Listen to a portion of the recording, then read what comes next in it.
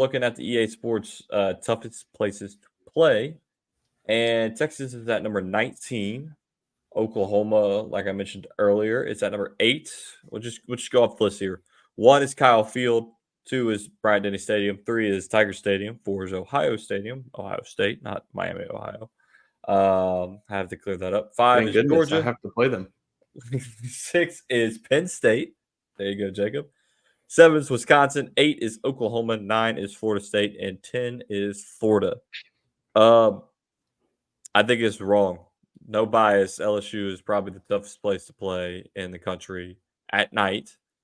Where we're going to have Neil on in a little bit, former LSU manager. I want to get his opinion on the Kyle Field ranking because I know he's been there a couple of times, as well as Bryant-Denny Stadium, which I would imagine is up there.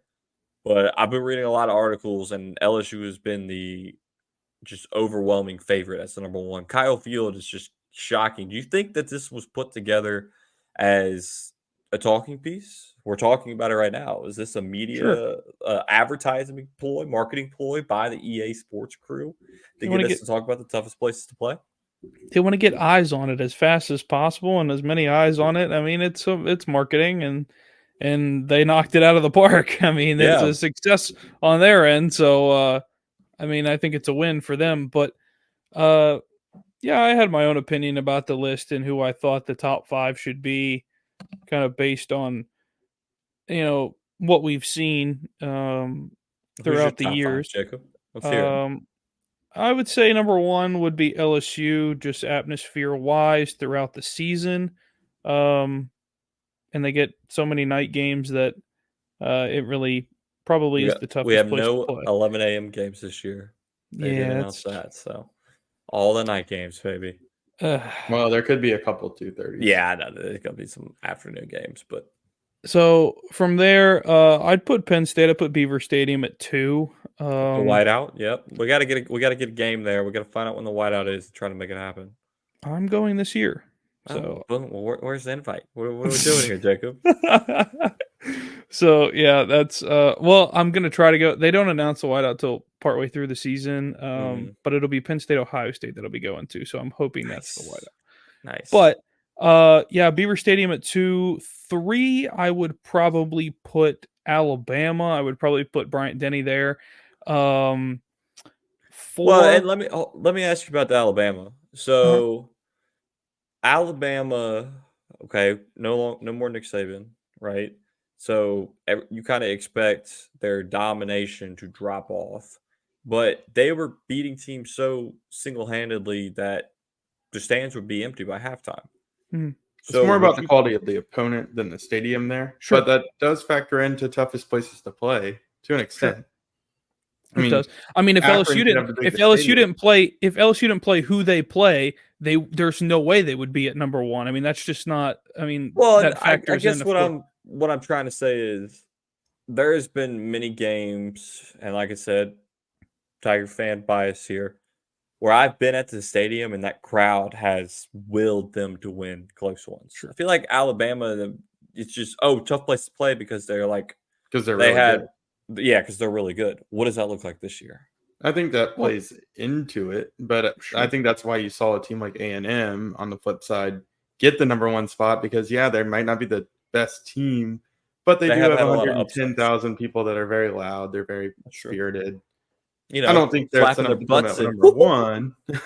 I mean, if we wanted to go based off of numbers and sheer numbers, then yeah, okay, LSU 1, Penn State 2, Michigan 3, Tennessee. I don't know about probably giving it to Ohio State based off of how they're projected to be this year and the amount of people.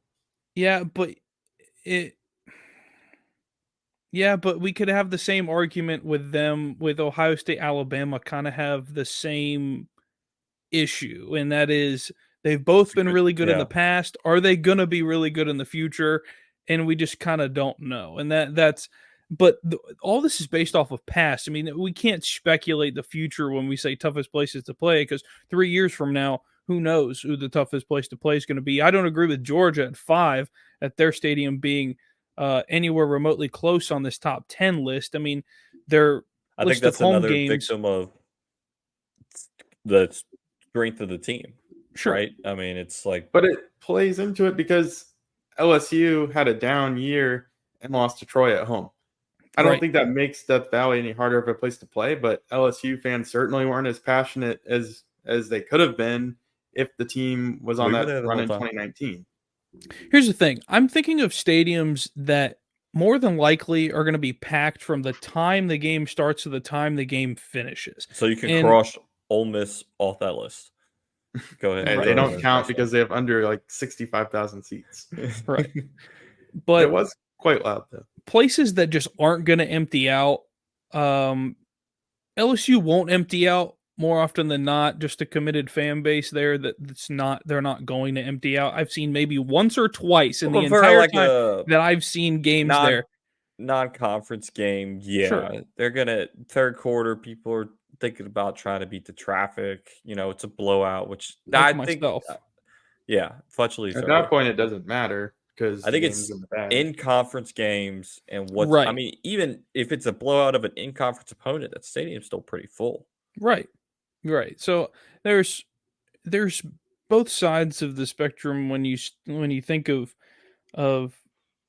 it, are asses going to be in seats from the time it starts to the time they finish, and also the opponent and who they play on a week-to-week, season-to-season basis. If it's a night game, if it's a day game, look, there are times when Tennessee plays at 2:30 in the afternoon, and they're just as loud as it would be at night. Now, I will say for LSU games, and I know that you guys can probably speak on this too, is the fact that 11 a.m. games. I went to LSU Tennessee at 11 o'clock in the morning, and that one sucked. But that alone, the atmosphere, it was packed. I mean, there wasn't a seat in that place open, but it was different. The energy in the stadium was different in that game than it is at 6 o'clock in the evening. So it's you got to think of both. Penn State, I froze my ass off in November at a 2 o'clock game in the snow. And on the flip side of things, I've been to games in October at night that there's not an empty seat there. So there's different sides of things. And that's what we see with those. But yeah, I don't agree with number one. The teams that I don't think should be in the top 10, regardless of anything, is Georgia, Wisconsin, Oklahoma. Wisconsin comes out of nowhere. I would I would have thrown Oregon in there. They were just outside the top 10. Yeah, they're at number 11. I'd have put Florida in the top 5. I think Florida is one of the hardest places to play in the country. If Florida was as good as LSU, it would be just as tough to play there. You have all the same factors. Yeah, I think the quality of the team is keeping Florida out of that top 5. I mean, they're at 10, right? But you could also put Florida in there based off of environment alone. I mean, when they play football there, it's hot, it's humid, and we've seen teams that are visitors complain about that it is just LSU and Florida in the top 10 regardless. Right. Yep. Just in terms of atmosphere. Other rankings that were released by Mississippi State's at 25, which I think they should be disqualified because all their noise is from the little cowbells. Other rankings that were released, offenses, top 10 offenses, you got Georgia, Oregon, Alabama, Texas, Ohio State, LSU, Miami, Colorado, Missouri, Clemson. Colorado's laugh out loud funny.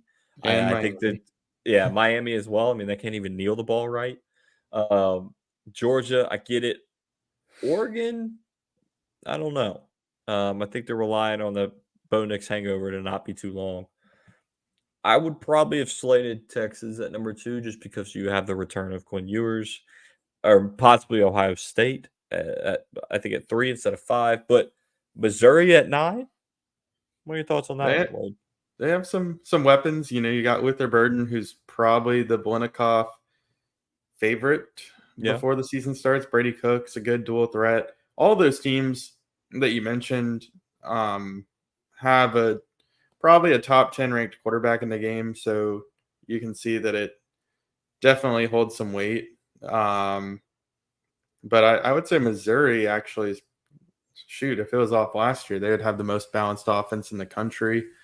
We'll see who steps in at running back, but Yeah, I think they're a pretty balanced unit. Georgia's going to be a good unit with Beck and their run game. We'll see who steps up as their wide receiver one. And then I don't think you can discount teams like Ohio State and LSU just because you have a bunch of unproven guys. It's more of a culture thing for the past couple of years, yeah. One thing that shocked me was LSU at 18 on the defensive side. We should be dead last.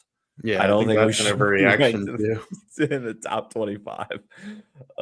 That's a historical, just from a program standpoint. LSU, besides the last 4 years, has had a pretty decent defense. And all this can change too, like in your different game modes. I mean, that's true. Everybody's going to be on their own little island, if you will, because we're going to have transfers. We're going to have different simulation results. I mean, like A&M could fall off the face of the earth and not be the number one place to play anymore, and LSU could turn in a national championship season, and it's going to be dynamic, right? And then that becomes the hardest place to play. I think that's the beauty of the new game. Last thing before we get into actual real life sports, Futch, Colorado at 8. What do you think? What a joke! Yeah, I don't understand. Because he hates Colorado. 8 losses? Question? Yeah, yeah, I don't understand. I don't get it, especially 89 overall. I mean, I'm looking more at the overall than anything. You have 1, 2, 3, 4, 5 teams that are listed as 89, and those teams are Ohio State, LSU, Miami, Colorado, and Missouri. 3 of the 5 teams don't belong in the same category. As far as I'm concerned, your 1As would be Ohio State and LSU. Your 1B would probably be Missouri. And then your D, E, and F would be Miami and Colorado. I don't understand D, E, why. And F. What's the third one? Just F. Yeah, it's terrible. Clemson. Yeah, and Clemson doesn't need to be in the top 10 at all. They barely made a bowl game, and they're lucky they made to the be part teams of a it. little too supercharged. Like, I don't understand it. If you're gonna base it off of offensive rating and you're taking into account more than just last season, teams that should be filled in spots like this could be, and defense hurts their overall ranking. But at 10, think about TCU that put up God knows how many points every single week when they were playing in the Big 12 and made that run to the national championship. Michigan, one of the best run games in college football, if not the best run game. It seems hard to put those 2 teams in there. Where's your Colorado lines at, man? What about Penn State? Penn State's never going to be in the top 10 for offensive production. They'll be in the top 10 all day long for defense. But yeah, they're not going to be an offensive team. But Miami doesn't belong anywhere. They don't even belong in the top 25 of offenses. I'm kind of shocked Iowa is not number 1 for defense, considering how bad their offense is, and they still managed to win games. They're number 13. Obviously, their offense is not even ranked in the top 25, but their defense, I feel like, should be a top 5 defense with the Hawkeyes. I think defenses mean more, I think, in this game than anything, honestly. We won't know because we're starting at offense coordinator. So sure. But I think the defensive rankings make a lot more sense. I mean, they really do. Somebody actually had a head on their shoulders for the most part. 2 teams that don't belong in there is Oregon and Clemson. Those 2 teams do not belong. Oregon at 3 is absolutely insanity, considering every week was a shootout last season. And Clemson doesn't belong there because, well, they don't deserve a 90 overall defense because, well, they don't have any secondary whatsoever, and we saw that firsthand last year. Notre Dame will be in there forever. Yeah, Dabo's paying the EA Sports creators because he's not paying his players.